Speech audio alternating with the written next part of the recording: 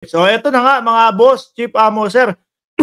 May nagpasa lang sa akin ito, yung nagkomento yata pinasa sa akin eh, ito, mga kababayan. Kasi dito ho, mga bossing, nahahalata kung paano lumaban yung mga DDS, yung mga vlogger ng mga DDS.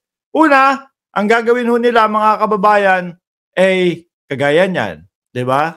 Alam niyo, nabalitaan niyo po ba yung tungkol kay John Wayne Sase na nakulong po sa sa kaso na pamamaril din, ayan, murder. Oh, John Wayne Sase Celeridad. Ito po nung kabataan niya. Ngayon ito na, nalulong naman po talaga sa ipinagbabawal na gamot. At ang sabi nung nag-post, oh, hindi ko na tinakpan ko na lang ho, mga kababayan. Panahon ni Tatay Duterte daw ho, umayos kahit papaano tong artistang ito. No? Tapos, nung panahon na daw po ni BBM, nako, si BBM na naman ang nasisi. Sa panahon daw po ni BBM, halatadong lulong sa droga. Bagong Pilipinas, bagong mukha daw po. Sing it. So yung pag-post niya pa lang mga kababayan, eh gusto nang sabihin at gustong yung panahon ni BBM, lumaganap na naman ang droga, mga bossing. Actually, nung panahon ng dating Pangulong Duterte, napangakuan tayo ng 6 na buwan. Hindi naman din ho naubos yun eh. Hindi naman din ho natapos yun, mga kababayan. Natapos at natapos na yung kanyang termino, mga kababayan, marami pa din hong droga. Ano po? So ngayon, merong sumagot, merong nag-reply, o meron nagkomento dito sa post niya na ito. No? Ito nga po. Sabi nung nag-post, mga kababayan, ayan oh. Tungaw ito patunay na maayos ang patakaran ni PBBM. Panahon ni Digong, tinetegi o pinapatay ang mga inosenteng tao. Baka yan, walang kasalanan, kinukulong. O yan. Ito mga bossing. Nung pinakita niya po itong litrato na ito, 8.1 million worth of illegal drugs seized from 3 Chinese citizens in Pasay, which is, ayan po sila mga kababayan, no? Lahat humarap doon, no? Nag-fingerprint at merong mga pa-picture pa. Alam niyo naman po kapag ganyan. Ay, ito pa, Philippine arrest Chinese suspect over 74. Tama ba? 74 million US dollar worth of drugs. Snab of B-bag. O yan, Pilipinas din po mga bossing.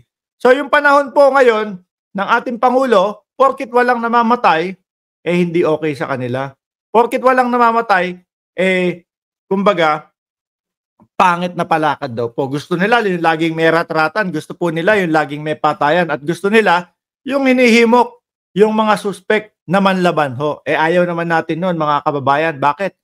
Eh kasi naman di ba? Mahalaga ang buhay sa atin. Importante ang buhay sa atin, mga bossing. Sabi ni Tina Bituloy, lahat kasalanan ni PBBM, patawa talaga ang DDS. So ngayon, mga bossing, ikinomento ito, no? Doon sa kanyang post. Tapos, nag-reply si bossing. Yung reply bigla ni bossing, biglang umiba na ho. Biglang kaya pala ang daming namatay nung bagyong Christine. biglang ship na po sa bagyo, mga kababayan. Ano? Isa ho sa dahilan, di ba, dati merong mga humahamon sa atin. O sige, Mark Ramos, magdebate tayo. Hindi natin pinapatulan eh. Dahil po, ganito yung kanilang mga estilo. Yung kapag nasusukol mo, mga kababayan, yung kapag naiipit mo na at alam nilang, ay oo nga no, okay din ang Pangulong Marcos. Wala na, iba na ang usapan, iibahin na. Pupunta na doon sa napakalayo ang isasagot. O ayan biglang kaya pala daming namatay nung bagyong Christine. Biglang napunta sa bagyong Christine ang usapan. Grabe magplano. O, dumaan na ang bagyo, tsaka pa nagplano. Gonggong. Yung mismo ni-reply, kesa i-rebat ito, kesa baga sabihin niya, oh, pangit yan, ganito, ganyan. No? Kontrahin, hindi, iiba ng usapan. Mga bossing. Kaya sabi ko, hindi ako makikipag-debate sa mga yan. Unang-una, ganyan yung style nila. Ang ikalawa ho, mga kababayan, mga bossing chief amo, sir, di naman ako tatakbo eh. Kaya nga po meron tayo sariling channel, mga kababayan eh. para i-explain lahat po dito yung mga pangyayari sa politika. Pwede naman nilang i-explain doon sa kanilang channel. Yun nga lang ho. Kapag ka meron na umiba, pagka meron silang pinost at hindi ka pumabor at nasukol o naipit mo sila, mga kababayan, pihado po, ang gagawin ho nila mga bossing ay lumipat o umiba ng pag-uusapan. Diba? Debate na yan. Hindi naman ako tatakbo. Diba, Justin? Samahan niyo ako sa pagtakbo. Mga 21 kilometers. O yan. Marathon. O, anyway, mga boss, dumako ho tayo kay Tobats. No? Dakuin muna natin. Si Sentry muna. Senator Trillanes. Ito. Hindi ko maintindihan. Ini-issue nila. No? Nila, mga kababayan, na ang dating senador daw po ay paikot-ikot doon sa Quadcom habang may hearing. Ang tanong naman po natin sa kanila, ano naman? Wala ba karapatan si Trillanes na maglakad-lakad o umikot-ikot doon? Wala bang karapatan si Trillanes na kausapin? Yung mga quad committee doon? Lahat naman may issue sa inyo. Sige nga, banatan nyo po.